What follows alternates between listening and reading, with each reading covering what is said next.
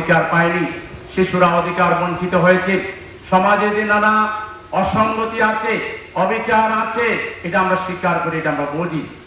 আপনারা তালিকা করে রাখুন। ইনশাআল্লাহ আমাদের ছাত্র সমাজের এই যে বিপ্লব, এই যে বিজয়, এই বিজয়ের ধারাবাহিকতায় আগামী যে নির্বাচিত সরকার হবে, এই সরকার আমাদের জনগণের প্রত্যেকটা দাবিকে অগ্রাধিকার ভিত্তিতে বাস্তবায়ন করতে হবে। কিন্তু দাবি বাস্তবায়নের সরকার এই সরকার বোধহয় নয়।